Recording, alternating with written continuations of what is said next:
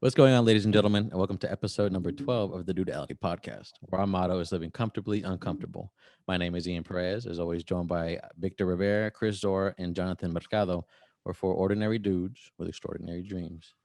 Jonathan, we got some new toys in front of us, baby. Yeah, what's up, everyone? Yeah, if you notice some sound quality, maybe some sounds during the podcast, like, Oh, hey, got a little jams going. that little beat reminds me of Superbad all the way. Yep. The movie, Vic doesn't look. I don't think I've Vic's seen seen the it. movie. It's like, It didn't catch him. but it's more like a 70s funk beat. Little Yeah, it's funk, like that yeah. funk. Got that Yeah. funk going. But guys, hey, last podcast was amazing, right? Shout out to Alex once again. Thank you so much, man. Phenomenal podcast. And we have another one. This time we're talking about a great white. We'll call him the great white. We have our local greats. And today's podcast, we're going to be talking about the great whites. Speaking of Mr. Arnold Schwarzenegger, Arnold Schwarzenegger, Schwarzenegger, the Terminator. Mr. Olympia. the Austrian Oak, Yep. Mr. Olympia, Yeah. Mr. Universe, Mr. Olympia. Mr. Universe, Mr. Everything, Mr. Politician, Mr. California, Oh, true. Mr. The Governor. Dude. Yeah, but hey, before we get into Mr. Arnold, fun topic. What's the age that you were your fittest? I know Victor's. Victor sends me pictures of his fittest all the time. He's like, oh, get back to this. Oh, what this is me. To be honest, that's not any creepy type of way. All right.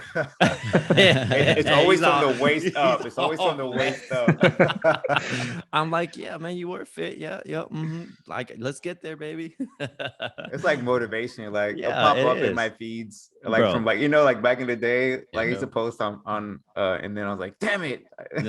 I do the exact same. I go through Instagram like when I'm shredded. Yeah. Dude, come on, like get there, Damn. Jonathan. Get there again. Let's go. Hey, what's the age, Victor? How old were you when you were your fittest? And you had what, 6-pack?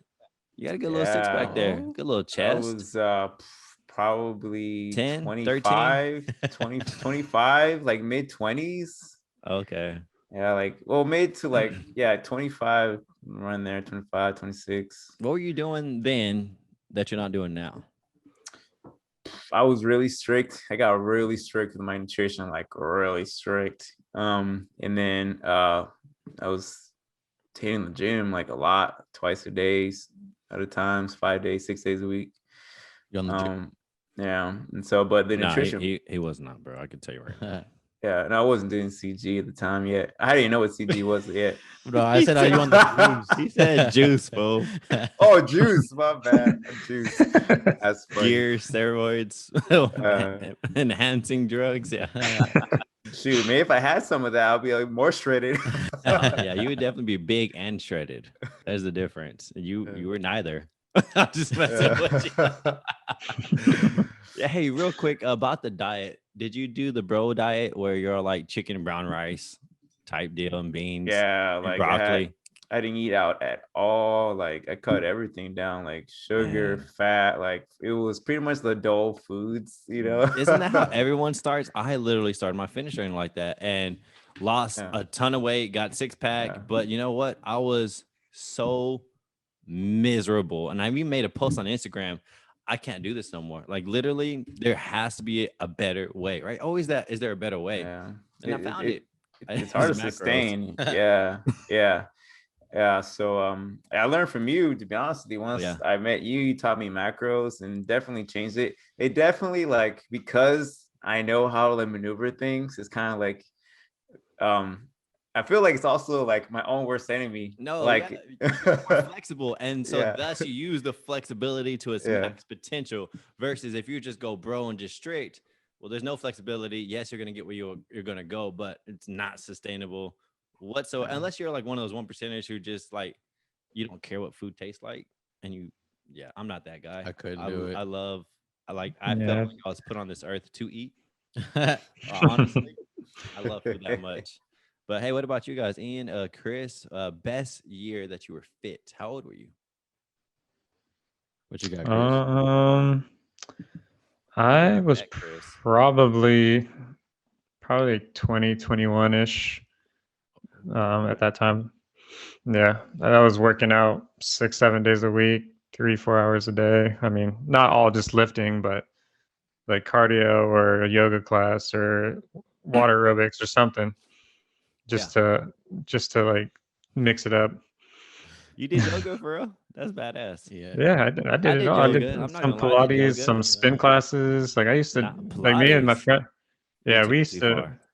I'm just Bro, playing. have you tried Pilates? I've not Have tried you Pilates. tried it? Yeah, that is have tough. not. Man, I yoga need alone, like I got sore in places I didn't know I had. I Like, need it to was do nuts. yoga, man. It helps for my flexibility and stuff. Yeah, I was about to say he never got snapped up like some people. Hey man, quick story time about yoga. My first experience doing yoga, and I just came from lifting when I did yoga, so I'm like sweaty, bro. Like, and I did cardio. I'm sweaty, and you take your shoes off. Cool. Oh, I'm like, man, I don't know if I want to take my shoes off, bro. Like, I'm a dude. And so I took my shoes off. I was fine. But at the very end, she turns the lights off and she's like, hey, everyone take your socks off type deal. And I was like, okay, maybe I'm just like getting like a breeze on my feet, right? Calm. The music was like chill, right? And, her voice is like this. And it's like, all cool and chill. And it's in the dark. And then I'm just laying there breathing like she's saying. And then all I feel is like somebody come rubbing on my feet, bro. Literally rubbing on my feet. That's a little weird. And I was like, yo, my feet were kicking. I'm not gonna lie. I was already like insecure about taking my shoes off. Now I got my now I got my socks off. And I was like, you can smell between my toes. Like she's in there digging in my feet. And I'm like, and for a second, I thought she just targeted me, bro. I was the only dude in there. I was like, hey, I'm married. But she was going around rubbing people's feet, dude. And I was like, oh, okay. It's like, I guess that's how yoga's done. I mean, why are you in there getting She probably had a fetish. She probably had a fetish. She just started doing it. I'm not even gonna lie though. Next time I showed up, I had baby powder on my feet. Bro. I cleaned my feet, I scrubbed them, and I was ready for the foot. I was ready. You were waiting for that foot rub. She never came back. She's like, oh, no, not that dude. She had to wash her hands. She had some gunk on it. That was my first experience, though. A good foot rub. Yoga's crazy. There's hot yoga. Like yoga's hard enough as it is, but there's some people that like do yoga in like a steam room. Yeah, no. My brother had a friend who teaches it, and they have to like be careful and make sure people know what they're doing a little bit because people pass out. Like they'll pass out doing that. It's nuts. Team culture. We should do yoga together. I'm down for that. That's pretty To cool. be honest, I'll probably fart too much. I'm not even gonna lie. Dog, you were farting today at the gym, bro. Y'all pass out just from that. He was like, I took a digestive something. Bro, I had too much fiber today. I was all like, okay. Some broccoli in there. Hey, Ian, what's the age, my man? Other than high school, I don't know. God, that's usually everyone's finish year. Yeah, because I was the most athletic. Like nothing happens. You're active all day. You're playing sports. Like you're just like on the go, and you're not eating like I wasn't eating 3 meals a day. True. I was eating like 2 McDonald's, like majority of the day. Yeah, nugs, pizza. One big meal. Yeah. I mean, after that, I'd probably say early 20s, like when I was in college. Just I was constantly moving. I was like playing intramural sports and stuff like that. Was I the only poor one? I was the only one eating McDonald's because I could feed like, hey, dollar menu, bro. I'm getting 2 Big Mac. Well, it wasn't Big Mac. No, I just was on the McChickens. What they call McChickens? Yeah. Spicy McChickens, a Powerade, and a fry. $5, bro. Yep. I had a meal plan, so I just kind of stayed away from spending food. I used to go to Wendy's because it was down the street, like before basketball practice, like 2 double stacks, come back, knock out basketball practice. Yeah, basketball. I could be right before basketball practice because, we would have to practice after school. So, like, we would all run to McDonald's, and then we'll go to basketball practice. We do couple, some just 2 drills, and you're like just, bro, tired. You got the grease coming off your forehead. About to throw up. No, I'll pass. No, but my fitness year was 6 years ago.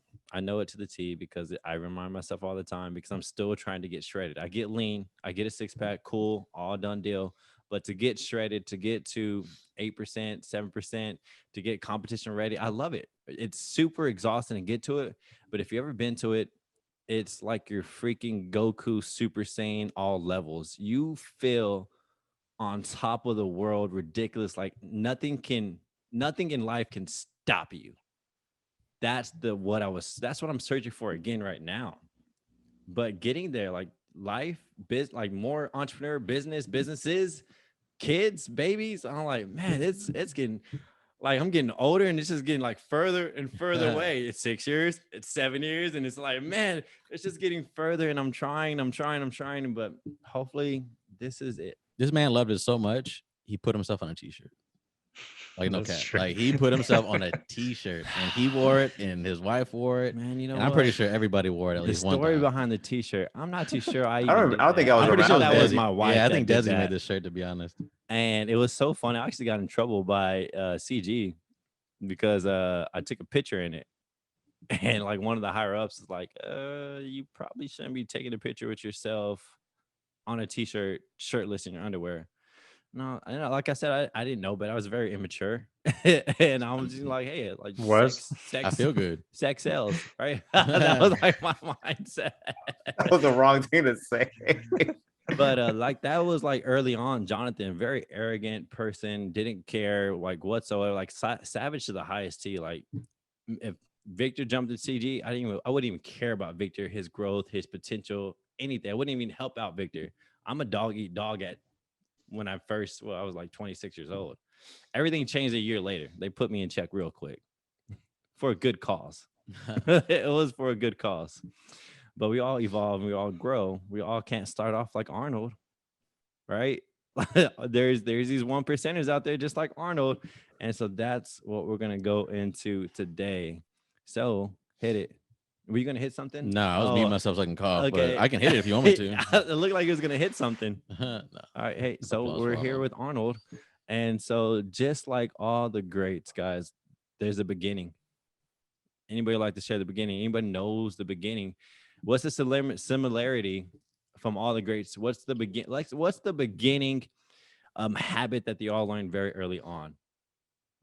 I think what's common is just the ridiculous hard work. Hard work, yes. Like the discipline to like hard work, right? We talked about Kobe, then we talked about Will Smith.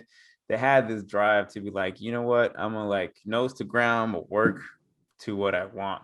That was kind of the thing that impressed me. I think the most, like for real, like when we said, to be honest with you, when we brought up the topic of all this dude Arnold Schwarzenegger, I was like, I don't know how interesting or like as far as how that aligns to like what we talk about our personal development and stuff like that. Because all I think about is this like a big dude, yeah, lifts weights and action star, right, movie star and stuff. But he's had a lot more to everything he did. Yeah, he was the greatest. Yeah. And so, but he started poor. It's funny, like everyone starts off poor, man. I'm telling you.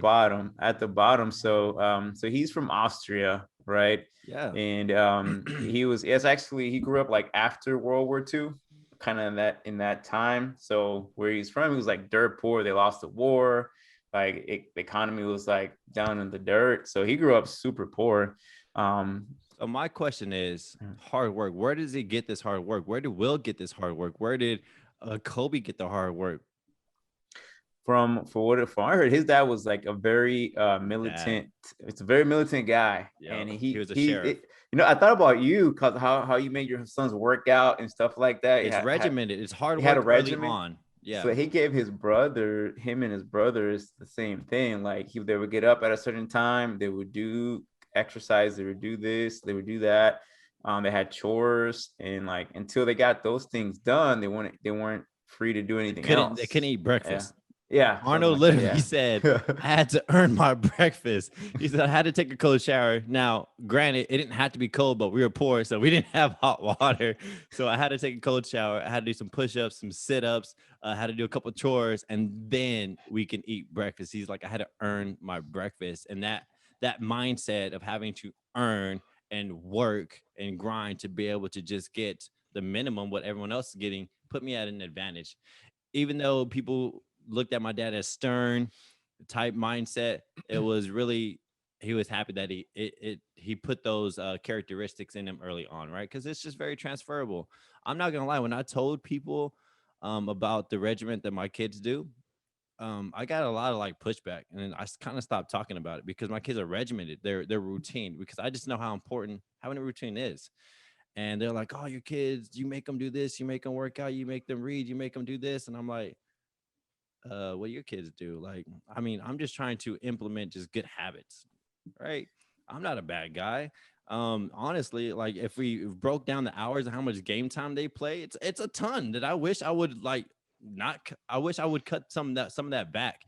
And I even tell them, I was like, hey, I'm not a bad guy. Look at all the hours you actually do play, and it's like, dude, that's like a whole 6-hour job, 8-hour job. I was like, you getting to play 8 hours, but just take care of business. Anyways, yeah, Vic, regimented. And that's and like his dad, I mean, not only was he strict, but he was also like stricter on him and would actually abuse him. And yeah, I heard that. Yeah. And a part of it was because he didn't think that he was actually his son. So he kind of had a little, I don't know if it was like a grudge or something, but he just did not like him as much as his other, like he like loved his other son a lot more than he loved him. That's nuts, man. Yeah.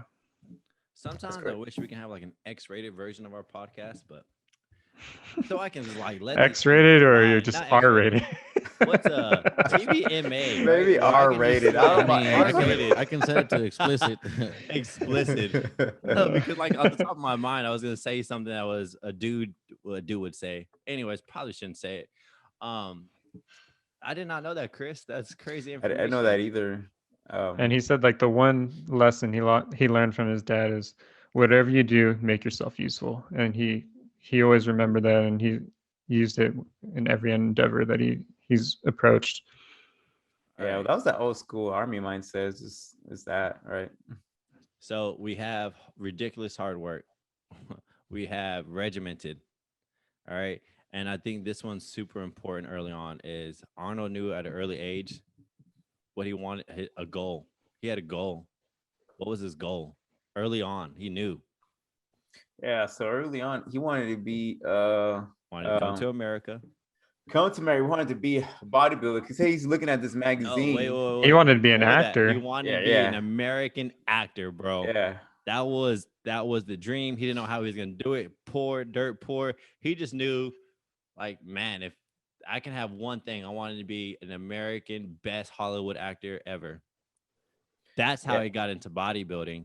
He met some dudes, got into the weight room, like, yo, I like this. And at that same time, while he was working out, he saw a movie. I think it was called Hercules. I wasn't too quite sure. But the guy in the movie who played the major role, Hercules, is the 3-time Mr. Olympia. So he was a bodybuilder. And so right there, it just clicked. This is it. I need to master this to be in the movies like him. And so there, like, right, there's that decision, right? Victor talks about that decision right then and there. I'm all in. This is the step. Yeah, because he was a soccer player growing up, and then his coach wanted him to build some strength, so he brought him to the gym, and then he got hooked on it, and then that's like you said, he started seeing these bodybuilders starting to make it into the movies, and he saw that as an opportunity. So yeah, he left Austria to pursue acting. Well, he actually didn't leave Austria. Like, it was steps to it. But I want to backtrack real quick, guys, because and everyone that we've already studied, all the greats, the great whites, I want to call them, they all had some kind of father figure. Put this what's the word I'm looking for? This discipline of regiment, hard work, right? What if you don't have that? And Arnold kind of speaks about this when he talks to kids, and he's like truly believes that sports teaches you discipline, hard work, regiment, because if you work harder, this is the result you're going to see. And so, like, if you don't have a father figure, and if you're listening to this podcast, like, well, my dad never taught me this, so I guess I'm out of luck. That's not the case, right? There's ways to put yourself in an environment to still learn these skills. So, hey, anybody listening, I just want to be like, well, I can't be my father wasn't in my life. No, Arnold was about no excuses. That's one thing I love about all the greats too. There's like no excuse why you can't be where you want to be. Freaking love it. All right. So he's in bodybuilding. He masters bodybuilding, right? Like, destroys it in Austria, destroys it in Europe, right? Became Austria. Well, he kills it in that lane, and then the guy from America, I should know this, Mr. Anybody know his name? I don't know what you're talking about, but before we get that, I want to touch base on like in that intermediate, like how did he even get to compete in his first games, like a bodybuilding competition? He was in the army for a year. So in For a Austria, year, you yeah. had to like do 1 year in the army.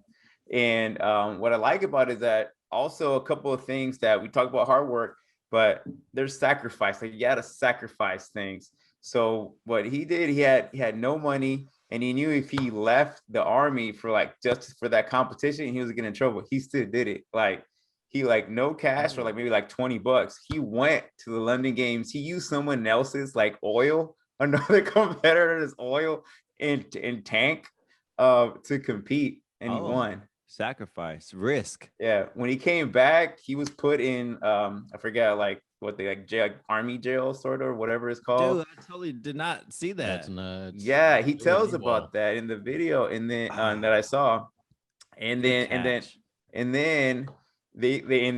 he told what he went through, what he did, and then they actually after the punishment, they actually used to tell the other cadets, like, if you want to do good in life, you gotta hard work like Arnold. He didn't care. He didn't know the consequences. He still went and won. He became a champion. So they use him as motivation to other cadets. For breaking. That's why one of his rules was you can break the rules every now and then. Yeah, that makes sense. So I'm glad you caught that. So that was the first big jump. So I feel that's like you like thinking about it, like if anyone's been in the armed forces, you know, if you break rank, if you do anything outside of what you're supposed to do, like they come hard on you, like and stuff like that. And so I'm sure that went through his mind, but he still did it because he wanted to pursue dreams. He knew like if I do this, that is the path. I gotta do this, that to get to Hollywood, right?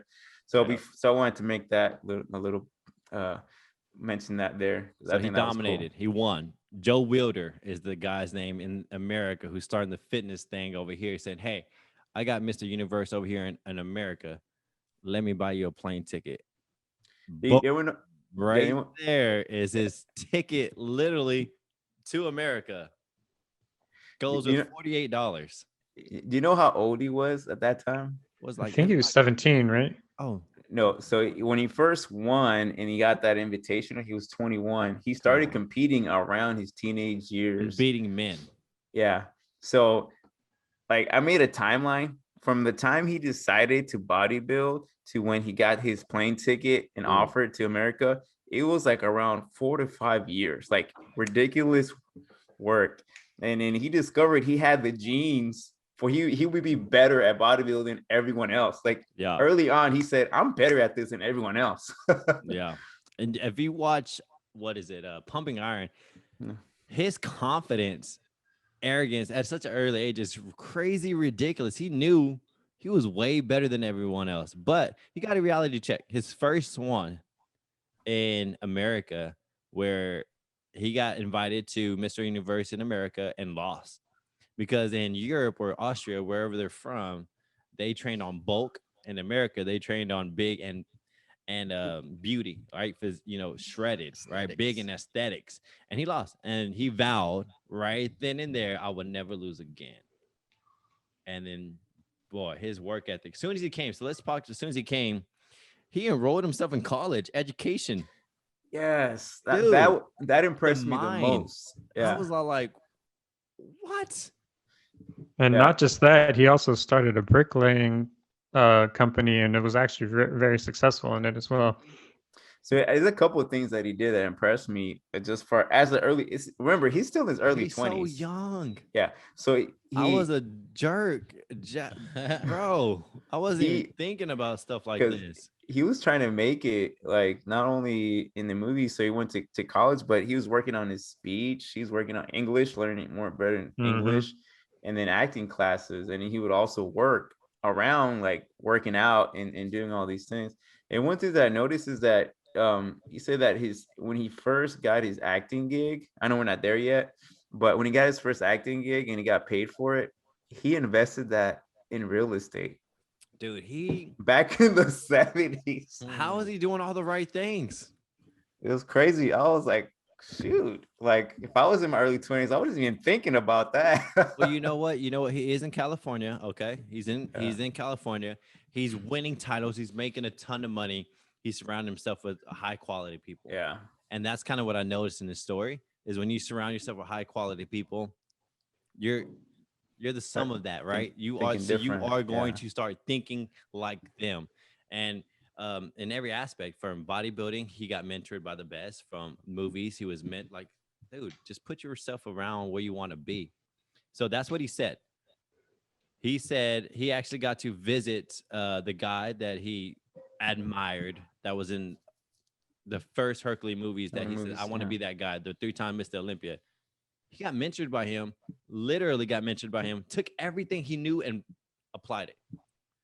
So like he was so smart knowing like, why do I need to reinvent the wheel? That guy already has all the answers. Man, who is Arnold, bro? Like, where does he get this? Like, we are just learning this. There's shortcuts to this. Why are you trying to do everything by yourself when this guy got the answers, that guy got the answer? It's wild that he's doing all the right things, investing his money. Bro, he was poor. He's a robot. What does he know about investing money? Terminator. Did you get that from college? I don't even think you learned that in college. Yeah, so that impressed me most is just that thought process of like, hey, I'm not just gonna like spend it all, right, and then just live lavishly, because that's not even his style. Like none of that's like, from all I've read, it's not like he likes to spend like a bunch. Like, no, he likes girls. Well, yeah. That's a little side topic as well. Hey man, a man knows what he likes. Leave him alone. Can't judge him. That's the only thing he's not disciplined in, huh? Oh man, we all have a vice of some sort, except for Alex. Apparently, Alex said he doesn't have a vice. Once again, Alex did all the right things. Yeah, so let's talk about the first role he did. Was a bust. His first failure in movie, and he got the connect because he was the greatest at this bodybuilding. They needed a bodybuilder to play Hercules, and they hated his freaking accent. And he had no acting experience. And so in the actual movie, they hated his accent so much that it was a voiceover. Someone else's voiceover. Somebody else. It's crazy. And so like that would like destroy somebody's confidence. But it didn't, not Arnold. Not Arnold. Yeah, because like going into it, like they're saying, oh, your accent is terrible. You're too big for movies. Like he just like your name is too long. Your name is too hard. About you, like, not good. Yeah, his first movie, he went by Arnold Strong. Arnold Strong. That's and then he went a different type of movie. Swag. And then he changed it. He's like, because he was taking their advice, and then he's like, no, I'm going back to my name. And I mean, then you see, I mean, it's one of the biggest names out there. So, man, but he took that failure. He was like, okay, it was a 7-year span before he did his next movie. But he became Mr. Olympia, broke records, like became the GOAT of bodybuilding at this point. He was like, what was it, Mr. World, Mr. Universe, Mr. Olympia? Well, Mr. Olympia is the highest of the highest. Yeah. He won that 7 times.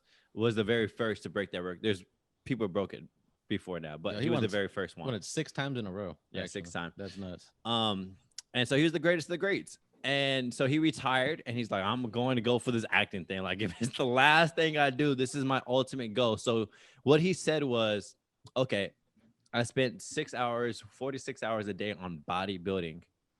I'm going to now take all the things I learned from bodybuilding, all that discipline, and just reverse it into acting.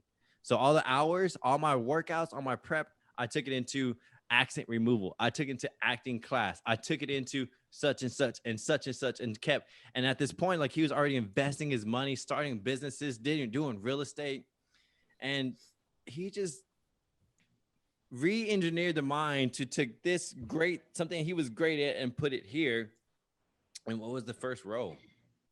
Or what was the best? His breakout role was Conan the Barbarian. That was his breakout role. And he was a monster at it, right? He's a big, swole dude. And then that monster role led into what, Terminator? Mm-hmm. And which Terminator is obviously his biggest role. Yeah. That was, I think, the lowest budget movie I think he had done. Right. But turned out to be the the blockbuster, and the killer, and then it led to like he was just the action hero. When they said that action heroes couldn't be big, they told him like, you're 10 years ago. You were like your body, your size, your hero-ness. That was 10 years ago. The heroes now and today, which I don't know what it was, the 80s. I don't know. It was like that. Yeah. The heroes in the 80s, and I might be wrong. Don't quote me. Don't quote me on this, but the heroes then were the smaller, cool guys. They were like the smaller, cool guys. They're like, yeah, no, you're like 10 years ago.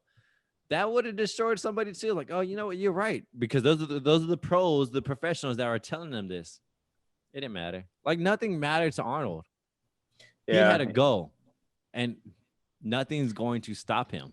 Yeah, so that's what impressed me. Like, cause like, and I think, like I said, we see these patterns as we like go into, talking about these people, how they fail, right? It's not like it was a straight shot to the top, right? It's like, it's never a little higher, boom, damn, you can't do this. Okay, boom, boom, right? So if anyone, like, and acting is hard, like making an acting is hard. Gosh. Like it's super hard. Acting, music, those are two things I think is probably the like hardest to like make it in, but like I said, like he did, like determination, hard work, discipline, just all that just didn't deter him. It was just, you became more hungry to like, I'm gonna keep doing it. I'm gonna make it. Yeah. So that I was impressed by that. Oh, big time. Because for me, if I even just now just talking on a podcast and I stutter, I get red. Like just the fact that he had not necessarily like a speech impediment, but his accent was so bad. English was not his first language, but then he conquered that just based off of repetition and hard work, and he became obsessed with it. And I'm thinking of a Matthew McConaughey quote just based off of Arnold's life, is that it seems like his hero was always himself 10 years from now. Because that's what Matthew McConaughey, like a little quote he kind of says is like when asked who's his hero, he says himself in 10 years. And the main point from that whole kind of speech he has is that we're never going to get there. It's just you and yourself, and you just keep pushing yourself to be better year after year after year. It's so important to be so confident in yourself. I think in today's society, that's really hard because we have social media and you see fake people living fake lives. I think that's the hardest now, is to be confident in yourself, because it's so hard to look and see people doing, because all you see is a highlight reel of other people's lives. You don't see, we don't see the downs, bro. You're just gonna see the highlight, and that's, I can't imagine the kids growing up right now in this era at such an earlier age, right? Because we didn't get social media like this until I was what, 8, 7. Man, it was. I was a teenager. Dude, in teenagers, I think I was. I think MySpace came at the end of high school. Yeah, so it was like, I mean, nobody was even digging MySpace like that. So I mean, it's like 20s when I really got into like Instagram. And Instagram wasn't even a big thing. When Desi got Instagram, I was like, what is that? Like you post like photography pictures, and it started like that. It was just pictures. Post pictures of your food. Mm-hmm. Yeah, it was just. It was just art. When I first, it was like just a bunch of art everywhere.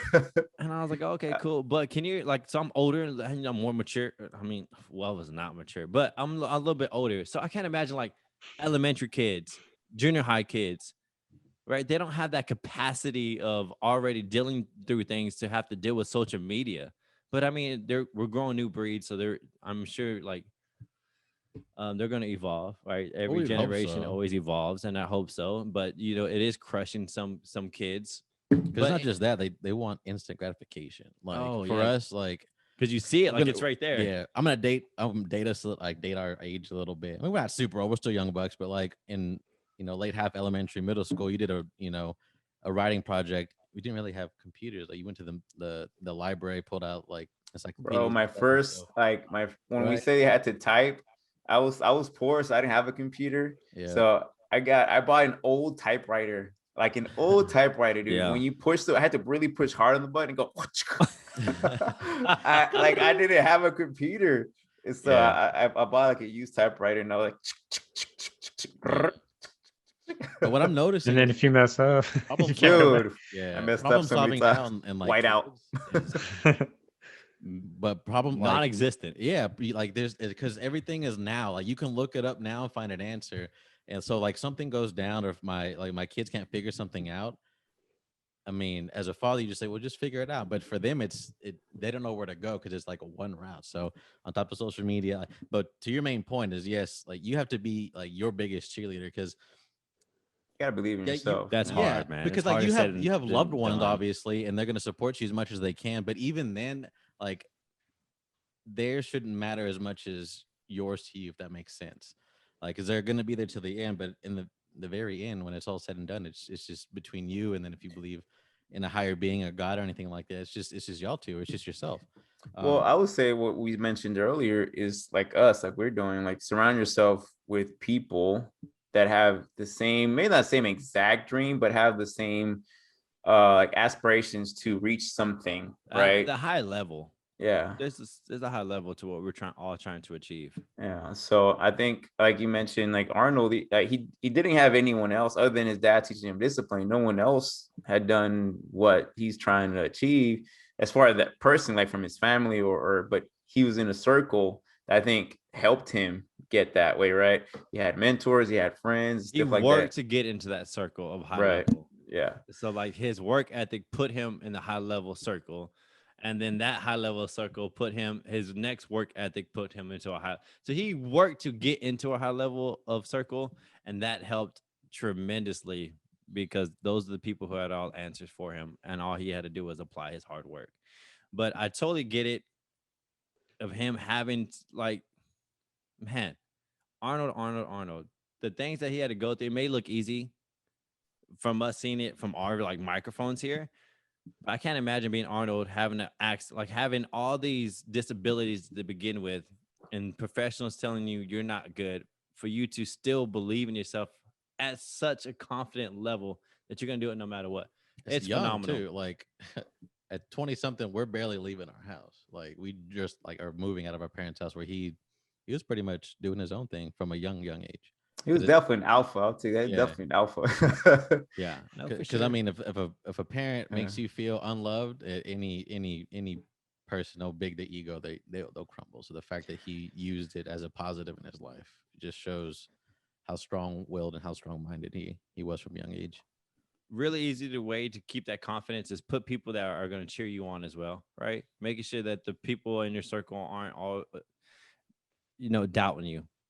Right. Yeah. And believe in each other.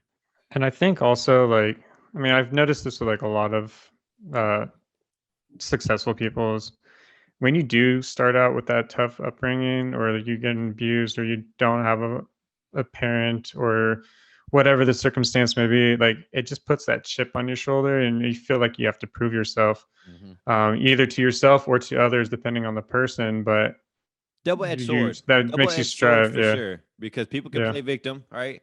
Or people can be like, that's going to motivate me to become the right? Yeah, exactly. Double-edged sword, and it depends on the person. But we can keep talking about Arnold, because all he did was take that same aspect, put it into movies, became the greatest, changed to like had failures in movies, right? He had failures and was all like, nope, I'm not done. Like I got more in me, and did the exact same thing in politicians, right? Politics. Politics. In politics. So all he did was take the one blueprint, pass it on to the next blueprint, and just kept moving. Knowing that adversity was going to hit, always knowing that adversity is going to hit, but I'm going to be stronger than the adversity. But what are some things that you can take away right now that maybe you didn't have right now? Like, what are things you could take away from Arnold that you can apply today for yourself? So I would say one of the things is just is that not giving up, right? Ignoring the naysayers. So that's one of his 5 rules. He has 5 rules. I don't know if you guys know. Those are. So 5 rules. 1, find your vision, right? So he had the vision early. Damn, yeah, he's like, man, I want to become a Hollywood actor, right? So to have a vision, never think small. I think sometimes we set ourselves like short, like we can achieve something big. So one of the things is like, never think small was one of his second rules. Think I just big. told my kids that. My kids, I had them write down their goals again because they were going, just like me, we'll talk about it. I'm out of routine. My kids are out of routine. I was like, hey, we need to rewrite our goals. And I was like, hey, just make sure they're not small. Yeah. So in other words, right, like don't limit yourself is kind of in other words, like don't limit yourself. Don't put yourself a boundary. Like think big, dream big. All right. And then ignore the naysayers was rule number 3. He did that a lot. He was hearing no so many times, but his internal was like, I can do this, right? So ignore the naysayers. And then rule number 4, work your ass off. Talked about that, right? Hard work. And then number 5, which really stand out to me is like don't just take but give back. He had the biggest, I saw that. I didn't know that about Arnold. Yeah. But he had the biggest heart to give back and make a change. Yeah. Early on, he got really involved with the Special Olympics. Special Olympics, fitness and health, all in kids. Even being a politician wanting to make a change. Like he always, man. Yeah, he was like the first, I think, politician to sign like a I don't know exactly, sign a bill or whatever to have kids, like to make their food better, like in schools. And he was also one of the first people to sign the like Global Warming Solutions Act, I think it's called. I remember hearing that. I mean, he's a big time environmentalist. He's a big time philanthropist. He wants to put a lot of good into the world and not just take. Speaking of, you know what bothers me with some people is they try to judge you upon your past. And we saw that in the politician, right? They try to bring up, well, Arnold groped me at, like he was like he groped me at the gym. Arnold was like 23 years old. And he's running for it to be, a politician for California, was the governor of California. And so some girls come out talking about, he mistreated me. And you don't judge a person from their past. And I've seen this recently, like we're judging Dr. Seuss right now for like his early on books. Do you not know the evolution of Dr. Seuss right now and all the good that he's done in the back half end? Like, yeah, maybe he's done some crazy things early on, but we're all growing. We're all going to make mistakes. But I just find it like odd. Like, hey, you're trying to judge me from somebody I was like 40 years ago. I'm not even that guy. Like, I'm about to turn 31. I hope to be way different than I am at my 30. And then at 31, I hope to be way different at my 32. Like, I hope to continue to grow every single year. So if somebody says my name, oh, Jonathan was a douchebag at age 21, don't put that on me now. So I just like that got to me when they came out and they're like, oh, he groped me at, like, bro. So I think we definitely shouldn't judge someone's past or judge them for things, because people do evolve and learn from. As a society, though, when someone's as high profile as it just comes one with the territory, and you're seen as someone, especially politics, anyone that's in the leading, right, in the limelight, right? Unfortunately, I think as society, we look to those people as examples. So if we have which everyone has a vice, dark past, no one's perfect. But I think it's just something you can learn from. All right.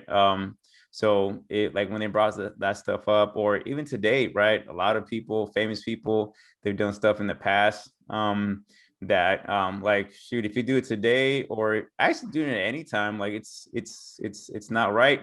Just gotta learn from it and grow as a society. So things that were okay 40, 60 years ago, right, it's not okay now, right? So it's just evolution. But I think if things come up from the past, you just got to own it. Say, yeah, I was this, I was that. I have done things in the past. I'm like, crap, own it. I love that. Man, I love that this group is about self-development, because owning it, 90% of the population will own up to anything. Yeah. And everyone, I mean, if you look at every single person, there's going to be something that they've done wrong in the past. I mean, doesn't make them a bad person. But I mean, some people truly are bad people, but there is a lot of good people out there that have made a lot of mistakes. Some people more mistakes than others, but as long as you use those mistakes and learn from them and don't repeat those, because if you repeat it, it becomes a choice. It's not a mistake anymore. Yeah, like I think I don't know if you guys seen it, but Britney Spears came out with, well, they did not her, but they did like a little documentary of her, and then they show a piece where like Justin Timberlake was like a super jerk. And then he came out, he made a statement, he owned it, he completely owned it. He was like, yeah, I was effing, I was bad, I did this, I did that. Hey, brother. Yeah. So that's what I like. It's like when you have to own it, you own your mistakes, and then move on, say, hey, that's not me anymore. I learned from it, I've evolved. I'm this now, right? Yeah. So one thing that I learned from this whole experience is because what I learned from Arnold, and I'm glad. I just like on my car right here, I was listening to one more interview, and right now I'm on the struggle bus. I moved. I'm out of routine. Desi is back to work, and so I'm with the newborn, which I haven't been with the newborn like for these extended periods of time, and so I'm in the acquisition phase where I'm on the struggle bus. Like I can't get a grip on all of it, and I'm aware, and I'm trying to like, okay, give myself some grace. I need to learn how to learn the baby for this long because I haven't, and I don't know how women do it. They have super freak powers. All right, guys. So all the women's out there that take care of babies and kids. Now, I'm not saying I don't take care of my kids or anything. I just haven't been like solo for an extended period of time. And especially having two little ones at the house where the little one does not like me with the baby and doesn't like my wife with the baby. And so he's a terrible two right now. My worst child, Adamov. And I always wanted a bad child because my other two were like just super good, super well-mannered. Like it was weird to me how good they were. And I was like, babe, I wonder where's my bad child? Well, I got him. Like, bro, I got this dude. 2 years old, crazy dude, he's off the top. Anyway, so I'm like newborn, crazy guy. and I'm just at a loss because I'm so routine. And if I catch a wave in my routine, I'm a monster. And I have really strong confidence of my monsterism of getting things done. But right now, man, I'm just like, I can't get anything done. Like I feel so obligated to the newborn, and then I feel obligated to this guy, and then it's like it's just pushed back and forth, and I'm like, time just flies, day's gone. And I'm like, whoa, didn't get nothing done. So I'm like lost right now, but I understand where I'm at, and it's a transition. I'm going to get through it. But Arnold said, and I love it because Arnold's so confident. He had a heart surgery twice. So the second time wasn't supposed to happen. But anyways, they're like, hey, it's going to be 6-month recovery. He's like, well, immediately in 3 months, I need to be on set. And so he reminded himself, the doctor says, well, an average guy, it takes 6 months. And then he said to the doctor, or I don't know if he said to the doctor, says to himself, I need to remind myself, I'm not average. And it hit me right there. I was like, Jonathan, I don't confuse my arrogance, guys. I'm not average. My mindset, my dreams, my visions, everything about me, it's felt like I was destined to be great. Don't take it as arrogance at all because I worked so hard to get to where I am. And there's a quote for it. And I need to remember the quote because people can confuse my arrogance so quick with, oh, this dude's full of himself. But I think at some degree you need to be. And it's that confidence that Arnold Schwarzenegger. You have to have belief in yourself, or else no one else is going to believe in you. And shut the naysayers out. And because I know I'm going to get where I need to get. And it reminded me when, I was thinking about this acquisition phase, and I was like, man, how long is it going to take for me to get adjusted to this new schedule and to work with the babies and to get my grind going again? Because I'm like, I feel like so handicapped. And Jonathan, you're not average. Get your shit together, figure it out. Oh, it hit me so hard when he said that. And it did. He took him 3 months to get back on set instead of 6. And there's just that strong belief. So that's what I took away, was that last bit when I didn't want to research anymore, but I was like, let me just listen like real quick on the ride here. And it was like the perfect calling. Thank you so much. Appreciate it, Arnold. What'd y'all get? I would say. I talked about mine. The soundbite of the cricket. I would have played it. Chris. I would have. Yeah, I'd say the biggest thing for me is just not to limit yourself. Like, don't feel because you reached a certain level that you need to stop. You just need to keep growing, and like if there's something that you're interested in, pursue it. Just have belief that you can do it. Obviously, there are going to be some things that you can't do, but you can't do everything. Like, but everything you is make, figure-outable. yeah. That's actually the book I'm reading right now. Is Everything is Figure-outable. Hey, that is literally, guys, my favorite quote now, and I think I combined two quotes together is anything is possible and everything is figure-outable. And I'm like, if I can instill that to my kids, oh man, yes. I love Yeah, it's funny that so because much. when I was reading about Arnold, like a lot of the things that he was saying was very similar to what I was reading in that book, like the same day or like the same week. And like she mentions it too, like Marie Forleo, I think is her name. Yeah, she says you don't want to limit yourself. Like, I mean, you do what you're passionate about, and you just have to have that belief in yourself to grind it out and get there. Gosh, I'm glad you brought that. I didn't know you were reading that book. It's a sign. Yeah, It's a sign. no, it's a good book. I can't even talk about books. I feel so bad. My schedules, I haven't been reading. Bro, like, man, I haven't been doing nothing but workout. I gotta finish my book too. So I'm a slow reader, but I get there. I'm getting there. I'm a slow listener. I got my stuff on Audible. I just forget to push play sometimes. I'm a slow listener. Man. Oh man, yeah, my mind. But man, to be quite honest and to be authentic, I didn't really do too much research on Arnold. I just kind of dropped the ball a lot. Some personal stuff came up, so my mind was somewhere else. You almost had a baby, almost. I know, man. Yeah, Like we had a scare? little. I wouldn't say a scare. I know Steph is Steph's ready. So Yeah. For those of you that don't know, I'm expecting a baby here beginning of April. So we're like home stretch.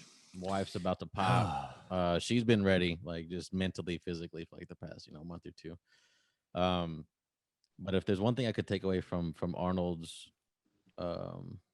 career and life, I have a bad habit of setting the bar low out of fear. And it's funny is somebody like a friend of mine asked on Instagram, "What is your biggest fear?" And my biggest fear is failing my family. And I think I set the bar so low because if I fail, they fail, and I can't do that to them. When I need to put the Arnold hat on, set a goal high that will affect me and my family, and just go at it. There's nothing that's gonna stop me except me. So that's the takeaway from him. Hey, I just want to say real quick, we're 12 episodes in. 12th anniversary. It's cute, man. And to see y'all's growth, like, guys, real quick, I need to brag on y'all, but the mindsets, the discipline, the money, guys, these fools went from like y'all's bank accounts were almost non-existent to almost double digits now. Like, that's insane. I was bragging about y'all. Somebody asked, and I was like, "Yeah, what's been the growth of the podcast?" I was like, "Well, my fools are in the double digits in savings accounts." And I was like, and it was all just from like just learning from this podcast. Like, we're just ordinary dudes who just want to get better, and we're researching and researching and researching. And if there's one takeaway, why do I always say one takeaway and it's always something different? But if there's one takeaway you can learn from today's podcast, and Chris hit on it. Somebody hit on it.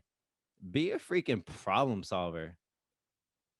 And if you could just solve your problem and be a problem solver, you would solve your solve your problem. It's weird. It's weird how that works. If you become a problem solver and you got a problem, you'll figure it out. Solve your own problems. Easier said than done. But just learn to be a problem solver. So instead of looking for leaning on what the problem is too much, or just venting about the problem, right? Because that's focus on the solution. Hey, I want to vent. That's such an easy thing to do. Is, hey, this is what I'm going through. Okay. You can find a problem. I mean, you can find an answer real quick. Google. I mean, just do some research. Remember that instant gratification? Yeah, Google. That's all we're doing with these podcasts is Google, YouTube. Man, I love being in our era. Oh, I wish I was in school. Bro, the stuff they have now, I had pretty good grades. How can I fail any test with this era? You would be surprised. Like, it can happen. It can happen. I mean, with all that knowledge that's out there, there's also that much more distractions around you too. That's a good point. I think it's everything like we mentioned. It's not. It's you gotta have that discipline. Any era, like you can. I think in any era you have. I mean, Arnold's like in what 60s, 70s, right? And so I think in any era you can do. There's research to be done, right? Now it's podcast, it's video, but back then it was books. There's still courses and classes out there you could take out there back in the day. The quickest route today, instead of having to go through all this free stuff. Yeah. Just pay a couple $1,000s for a course. It's an investment. Yeah. People are spending $100,000 on college degrees, and you can you can scrape up a couple of G's to find like very specific information. Yeah, for what sure. University you go to? YouTube. University of YouTube, dog. No debt. Get a doctorate on YouTube. Right. YouTube, Google. That's like the two things. Hey, to not get off topic, shout out to you guys. Y'all all doing things. Vic finally. This may not seem like a big deal to some people, but it is to somebody like Victor and I who have big families and always have to take, or in my case, I always had to take 2 cars because I never had a big car to put everyone in. Victor only had 1 car. And so he's never had an opportunity to take his whole family out to places and like fit. And so shout out to Victor for finally getting a vehicle that could fit his entire family. I remember the feeling, Victor. And tell me how that was, man. It was good, man. Like, I've been, saving money, investing money here and there. And so it was great. Like I bought a car I was in control. Like sometimes when we go into a dealership, you try and get the best deal out there. You trying to finance. You're like, oh, I'm hoping I get approved for this, like, this loan or whatnot. But this time I had the money. Like I did my research. I knew what I wanted, and I found a great deal. With the car, right price. At the minivan. Yeah, it was. No, brother, don't be ashamed. Minivan, black minivan, brother. Like leather seats, has a built-in DVD player for the kids. The works. The seat warms up and the steering wheel warms up too. Like when it gets cold. I tell you, brother, the steering wheel is a game changer. The steering wheel, that bad boy warmed up. I haven't tried it yet. It's getting warm right now, so I do it no matter what, just to know. No matter what, I was like, hey, just because I got it, baby. Boom! I worked hard for that one. It's 100 outside, and your hand just so much space is on my son. My son is, my son is almost as tall as me. So he's a tall dude. He was like in the back seat, 4-door sedan. So he was pretty much at his wits as well as far as space. And I have a little one too. So when the baby's crying, the baby was crying right in his ear, in between 2 car seats. Oh my God, brother. But yeah, we're happy about it. Nice. It was great. So that's good, man. That feeling, bro. It's unbeatable. Congrats, dude. It. And speaking of your son, dude, didn't he just he got straight A's, didn't he? Yes. So my son, he got straight A's at his school. We always give him a goal. He's always been close, but we told him like anytime, like if he gets straight A's, like we'll make a big deal. We'll celebrate. Like I'll give you $100, and so something like that. So he got straight A's. It's funny. He got straight A's. And we're so proud of him. He worked hard for it. So we took him out to eat at a restaurant. Went out to eat, and then I bought him this. He's into like making music, like really into it. He's pretty good at it. He tries to replicate things he sees music on YouTube. He's done it. So with these apps and stuff like that, as beat makers. So I bought him this MIDI or MIDI. I don't know how you pronounce it. Yeah. MIDI set console. He's been wanting one for a little bit. So I surprised him with that. He was really happy. So he definitely deserved it. It didn't work out. We're looking at colleges this week. Like he's looking at, I told him, I had a conversation with him. I told him, whatever you want to do, whatever you want to do. You want music, you want this, whatever you want. Just support, man. It's like, let's do it, but let's set a plan for it. There's a process to make you successful. For sure. Don't just say it. Yeah. So I tell him, hey, if you're interested in this, we're going to do plan. You're going to do this. So he's already looking at colleges that are the best at music producing or music. So are you telling us that he's going to make a beat for our intro and our outro? he's still trying to master it. He's still trying to master it. I told him I would look into and buy him a course, to learn how to use the MIDI. I had best uses. Got to play. You might know some. off topic. We can talk about it offline. I got some friends that make beats, so I'll see there if we maybe go. they can teach them some. Hey some man, tricks. pay to play, right? There's a master somewhere. Pay to play. Like Yeah, how? but Yeah, we're very pay to proud of play. him. He's again, we don't have to tell him anything. He does his work. He does what he have to do. So no complaints with my oldest son. That's good, man. Chris, let everyone know where we're at with this real estate, man. What's been the process? Yeah, I mean, Interesting for sure. It's been interesting. Yeah, like we've been working with a broker. 2 different ones. How to Yeah, not yeah. work. Yeah. One didn't work out too well, but we Part of the moved on to another process. one. Yeah, just part of the vetting process. I mean, if they don't do what you expect of them, you got to move on to the next person. But Second person, we set some expectations. we set it. Yeah, we definitely. Yeah, exactly. We both set expectations for each other. We've been trying to figure out this whole process. Like we're seeing all the properties. We're trying to make sure we're getting the comps, like the comparables, figured out. I mean, it's still a process. We don't know if we're doing it 100% right yet, but he'll help us with that when the time comes. But yeah, we're looking to purchase something very shortly. Yeah. How much time you guys? Yeah, like another 2 months. So yeah, we got a time limit, brother. On yeah, that's what I know. You guys told me a time limit. How much more time? You should have a ticking clock somewhere in your house. No, that should actually be pretty good to apply some pressure, because man, I felt like so bad because these listeners are coming through, and normally I'm all like on, like I'm on things, brother. Like, and I'm not. And I told Chris, hey man, I'm sorry I didn't get to the email today, but the method of looking at comps is not the best method that we're doing. And so I might have to pay for a website or pay to play. Hey, I might have to pay to kind of expedite this process, so that way we can get some better comps, because it's all learning. Like, man, we're going to run into obstacles, and we're going to keep running into obstacles. And I'm all about problem solving. I'm a mathematician. Gotta mess up. Why do I think about math when I say problem solving? 2 + 2. Simple stuff. So that's how a problem is usually a math problem. Get a problem solve on my forehead. Hey, hopefully we get tatted up for my birthday. Sleeve. We've been talking about that. We've been talking about getting tatted. Another tat? You crazy? He ain't going alone this time though. I want half sleeve on forearm here, and then my other arm I gotta add something for. You know me. I got my chest, back, my arm. Now I'm about to get my forearm. But everything's motivational and inspirational. All right. So we're gonna have like Earth. We're gonna have an astronaut reaching for the moon. Dream out of this world.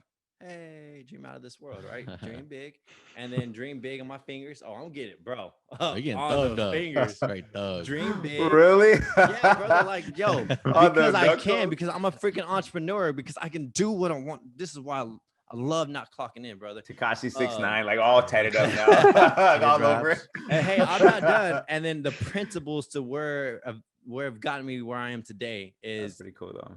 We're going to have the principles on the inside the arm. So my 3 principles, and I need to do better on my 3rd one, I promise. And Ian's really good at this one. But hey, is I read every day. I work out every day. So there'll be a barbell plate, there'll be books, a stack of books, a barbell plate, and then faith. Now I really don't have, a cross or a bird, but I need to practice more faith, right? I need to fear over faith. Right. Yep. And so these are the 3 principles that have got me where I am today. So everything's motivational. It's not like I'm a thug, like and grill in my mouth. It's because I love this game so much. Literally, I love running into problems. I love problem solving, and I love this adventure. I told my dad's always talking about, he has the broke mindset. I love my dad to death, but he's like, man, always talking about hitting the lotto. I was like, you know what, Dad, to be honest with you, I don't know even if I want that money. If you were to ever hit the lotto, I don't think I want to know if I can do this, Dad. Like, I want to be straight up honest with you, Pop. If you ever hit that lotto, I don't think I would want it, but I would take it. But I don't think yeah, I'm taking it. Hey, Dad, like, listen, I would take it, Dad.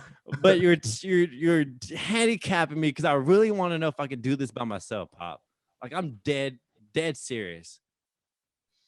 I love this that much because I want to know if I can do it. I don't want to know shortcuts. I want the hard way.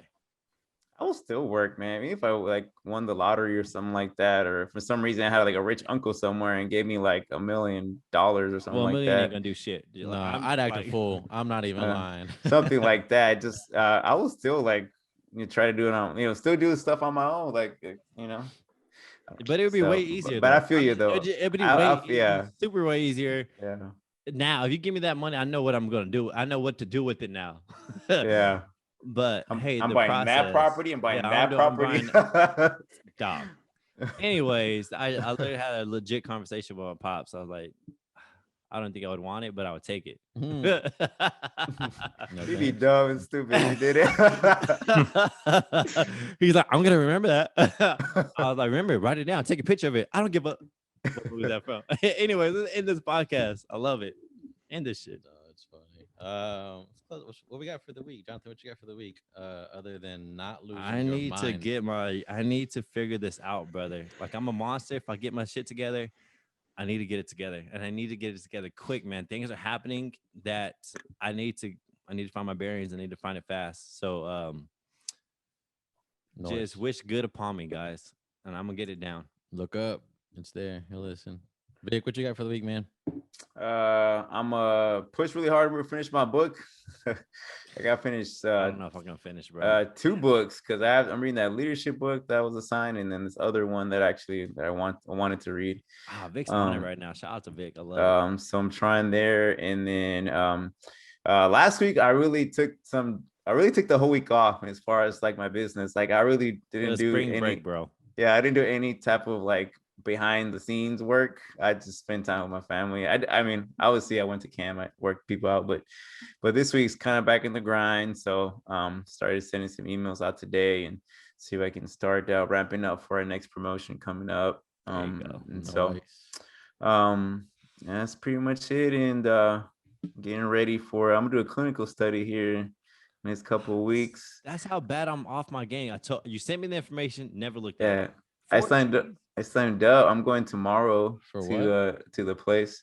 $4,000 for a clinical study for 1 week. Can you just sign me up? Damn. Yeah, I can't. You got to call. Yeah. So one of the ways that I want to my wife have these plans and these goals. So like, man, like you need money. I need to put a certain amount in my savings, a certain amount. I'm gonna open up a Roth IRA here pretty soon. I'm trying to do all these things, but I'm like, hey, so I'm not gonna get another job. All right, I'm not gonna do that. Don't trade time for money. That's and so I'll say, hey, so I'm doing a clinical study. So 4 G's 1 week into the account. Hey, are they still open? Because Desi asked me, and I felt terrible. Can they still? Yeah, I would say the sooner the better. I'll talk to you later. Am I too small though?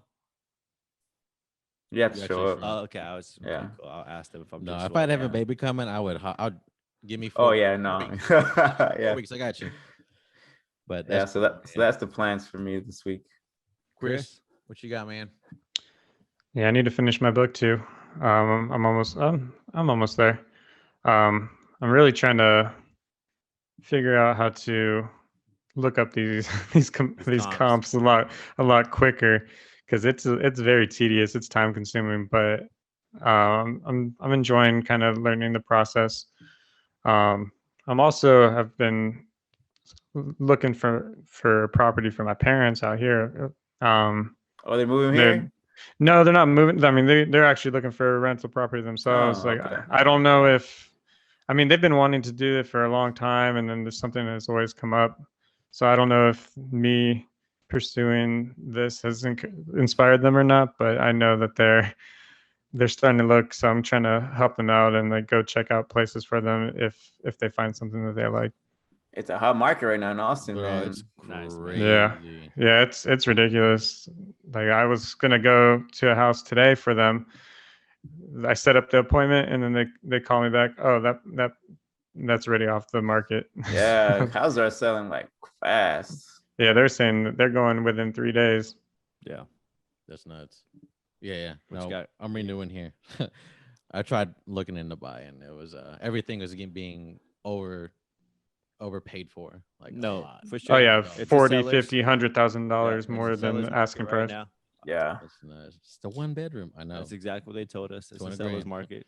Yeah, and the thing is like because other people are moving from other states that like they're selling their house and it's more expensive, where it's cheaper here, so it's easy Was for it, them. Like California and New York are coming in with like almost $200,000 more than the Yeah. average person in Texas So- can pay for. it's like I here's the mean, money. you Yeah. cool and all, but don't come here anymore, please. Shoot, I'm with you on that one. I'm from Cali. I was like, stay away. I know, You know? right? I'm surprised we let you in. Oh, send them back. I'm kidding. But now for me, with this baby around the corner, man, I'm just getting stuff set up slowly here at the house. Little dresser drawers, little bassinets.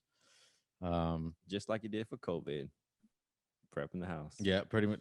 It wasn't even COVID. It was the ice. Not COVID. That was it the- was that was the storm. winter storm. y'all ragged on me, but it was snowpocalypse, and I'm sure everybody was freaking. I know. I took it back. I sat here apologize. all warm and ready, and I drove my car. I walked out. I walked from this house to there's a gas station down the road to get some snacks. Like it was nothing. These boys are laughing at me. Y'all acting like the power and the world's ending. I'm like, well, it almost did. I like that. What you go get a flashlight? Look No, It was funny because we were texting and he wasn't texting for like 8 hours. Like, what I'm you prepping doing? the house. I'm like, bro, like you go to gas no. station. I covered my pipes didn't bust. Some people got unlucky. All right. I'm setting it up. It ain't happening Sometimes here. that's a good thing. But yeah, other than that, I didn't catch that. Let's go. yeah, I didn't catch it at all. End it. End it. Hurry up. Let's make it awkward. I'm just gonna sit here for a little bit. No, but yeah, no. Thanks for joining us, everybody. Yeah, I normally have a script, so I'm trying to go like off top of the dome. So No I'm script. not a good rapper whatsoever. freestyle. Can't do it. Hold on. But I'm gonna leave I'm it. Go ahead. What you got? I'm gonna do the Ian. I'm gonna leave you guys with a little nugget. There you go. Thank Oh, y'all. snap. Hit it. All right, little nugget here. I got 5 rules of Arnold. Find your vision. Never think small. Check, Ignore check. the naysayers. Work your ass off, and don't just take it back. No, As don't always, just take. Thanks for joining us today. Till next Peace time. and love. Peace. I and wanted love. to I'm say here it. both of them. Look at still eating everything. I'm out. All right, we'll catch y'all later. Thanks for joining us.